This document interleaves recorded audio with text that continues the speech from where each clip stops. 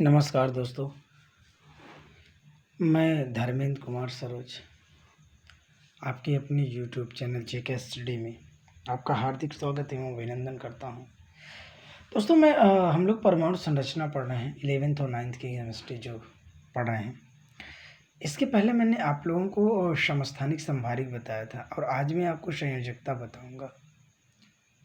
सिर्फ हम लोग अभी कोष के बारे में जानकारी, इसके बाद में हम लोगों को काफ़ी जानकारी मिलेगी। तो बेटा जी, आज हम लोग सबसे पहले जानेंगे कि संयोजकता क्या होता है और संयोजकता के आधार पर हम लोग ये भी जानेंगे कि उस पर कितने आयन होते हैं, प्लस आयन होते हैं, ऋण आयन होते हैं, को बढ़िया से समझेंगे।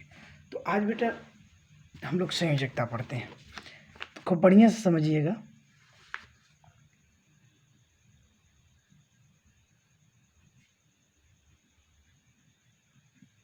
संयोजकता,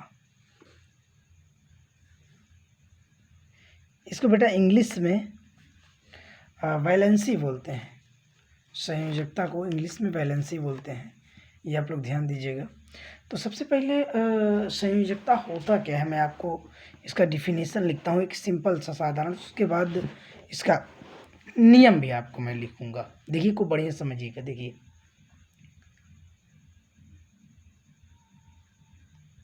बाहरी कोष, ठीक है ना बेटा जी, बाहरी कोष में उपस्थित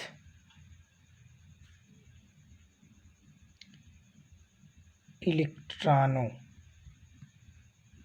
ठीक है, इलेक्ट्रॉनों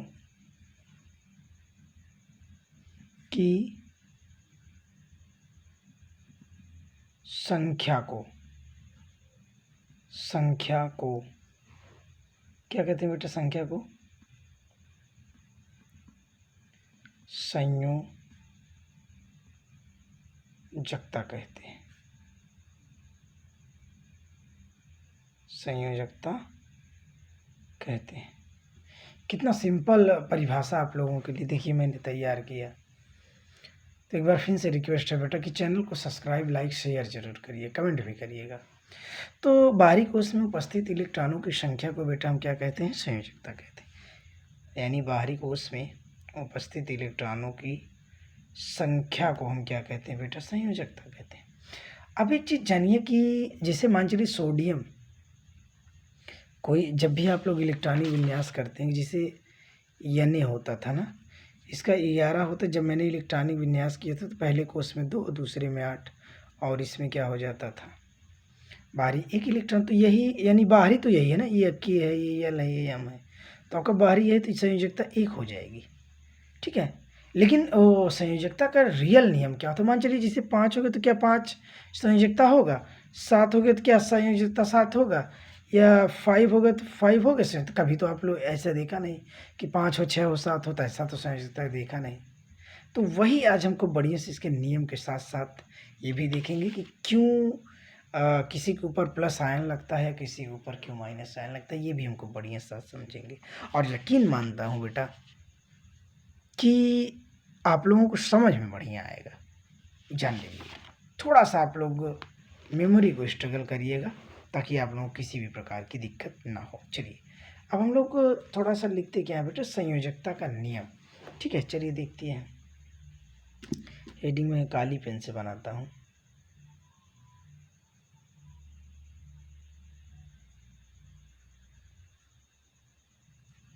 संयोजकता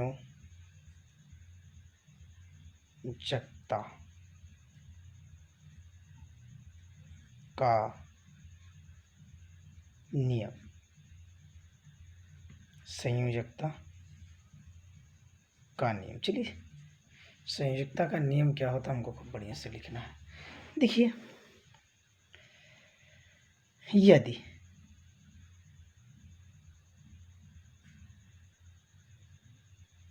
बाहरी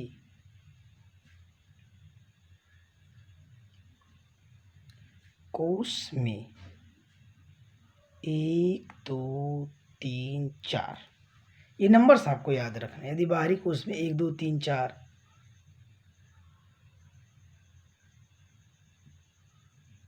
इलेक्ट्रॉन पाए जाते हैं तो है तो उस तत्व की संयोजकता, ठीक है ना बेटा जी, उस तत्व की संयोजकता वही रहेगी। ठीक, यदि बाहरी कोश में 5, 6, 7 इलेक्ट्रॉन, ठीक है, 5, 6, 7 इलेक्ट्रॉन पाए जाते हों तो उस तत्व की संयोजकता वह नहीं मानी जाती है ना, नहीं मानी जाती है,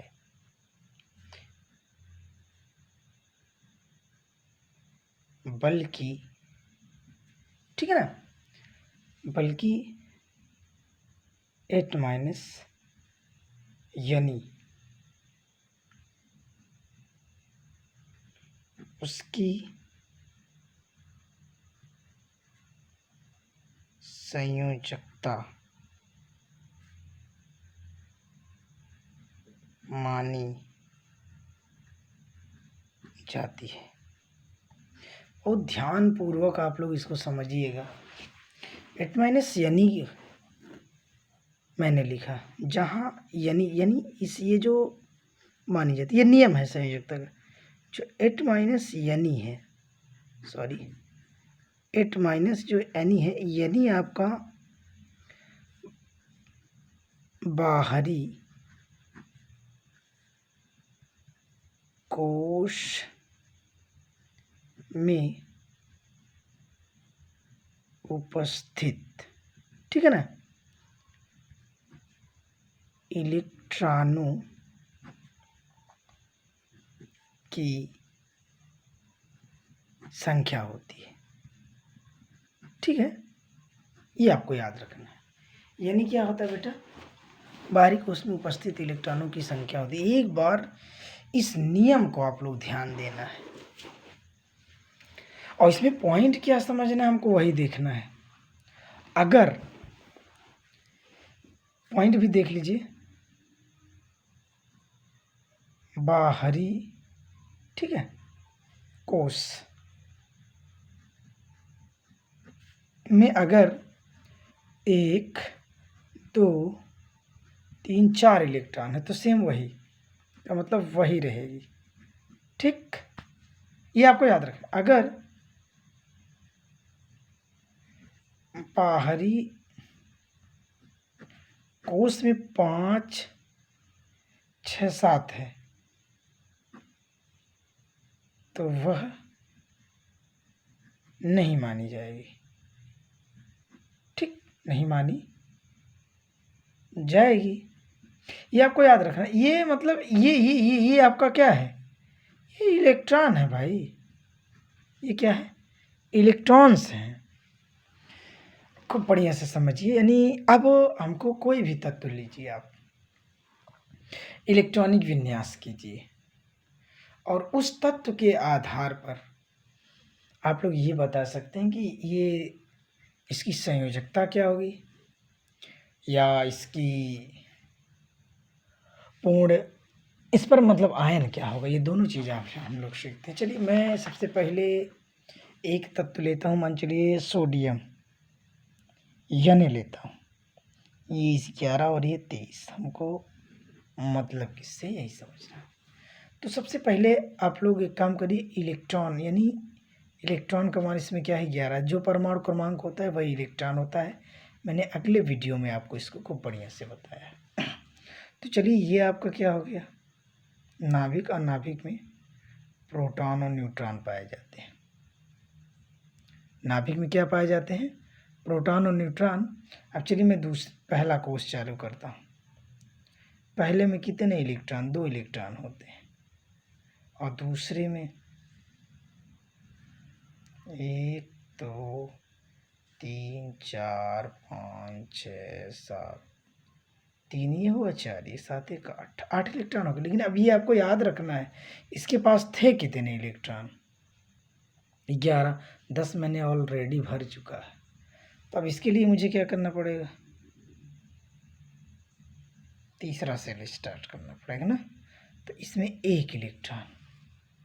अब मैंने संयोजकता की परिभाषा क्या आपको बताया है कि बाहरी कोश में उपस्थित इलेक्ट्रॉनों की संख्या जो होती है वो संयोजकता होती है। अब मान चलिए ये आपका पहला के हो गया पहला कोश, और दूसरा एल और तीसरा एम है के एल एम। तो के में मैंने 2 इलेक्ट्रॉन भरा है और इसमें 8 भरा है और इसमें 1 भरा है। इसमें क्या भरा है बेटा 1 भरा है, ठीक है ना। तो अब यहाँ से आपको क्या समझना है सबसे पहले ये जो 1 इलेक्ट्रॉन बचता है इसे हम क्या बेटा कहते हैं संयोजी इलेक्ट्रॉन। ये आपको याद रखना। अब ये आप बता सकते हो बाहर चाहे जितने इलेक्ट्रॉन हो वो सारे संयोजी होंगे।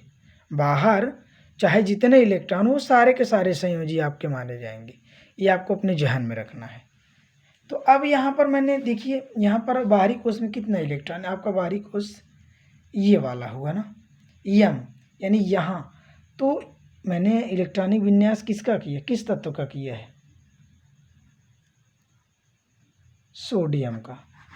मैंने बाहरी कोश में उपस्थित इलेक्ट्रॉनों की संख्या को हम संयोजकता कहते हैं, और मैंने इलेक्ट्रॉनिक विन्यास सोडियम के। तो बाहरी कोश में कितने इलेक्ट्रॉन पाएंगे 1।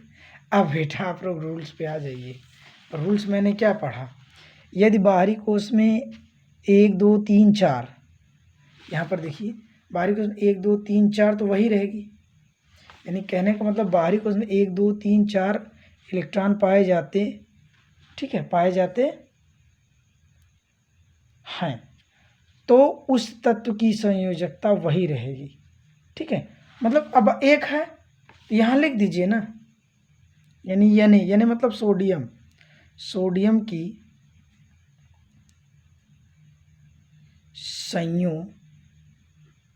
संयोजकता क्या होगी बेटा +1 होगी। क्यों क्योंकि जब बाहरी कोश में 1 से लेकर 4 इलेक्ट्रॉन आप याद रखिएगा यानी 1 से लेकर 4 इलेक्ट्रॉन जो आप पाएंगे उनकी संयोजकता हमेशा किस में होगी प्लस में। और बेटा याद रखिएगा कितने प्लस हैं 1 प्लस हैं तो सोडियम का आयन क्या होगा यहीं से आप क्लियर कर लीजिए यानी पर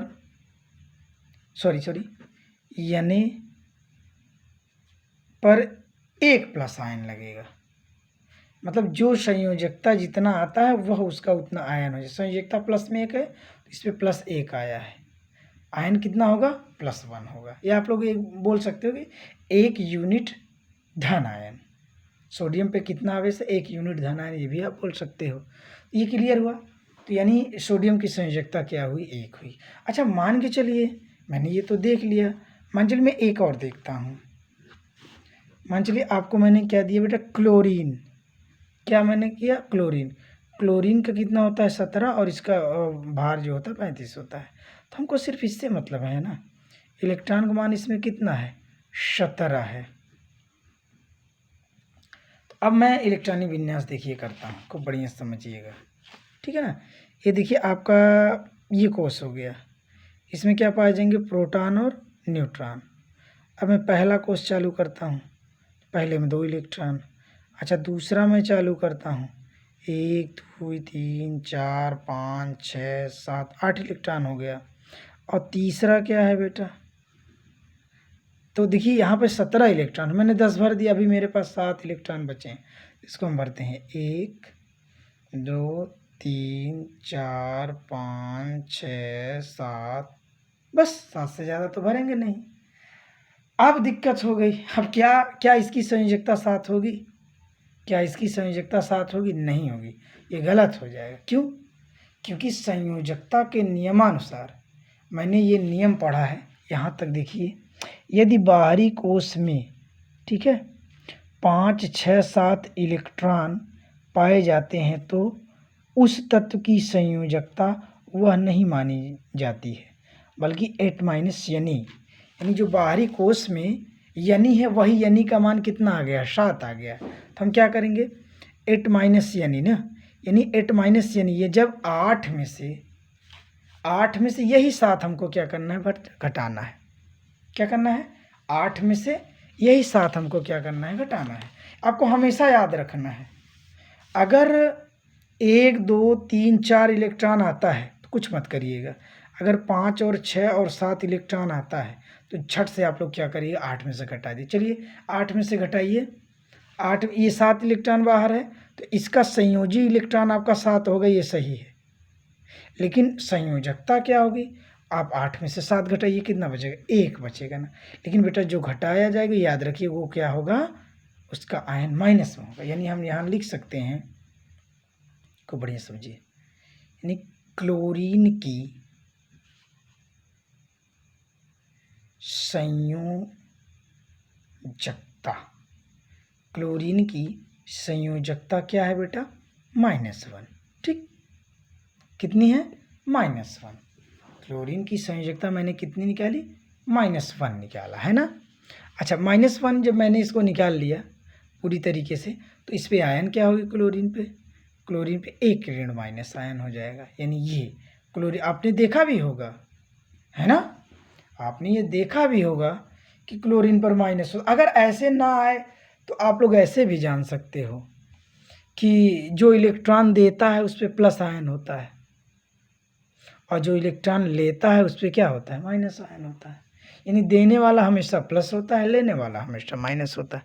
लेकिन यहाँ से थोड़ा मैंने संयोजकता के अनुसार पे आयन भी थोड़ा सा देख लिया।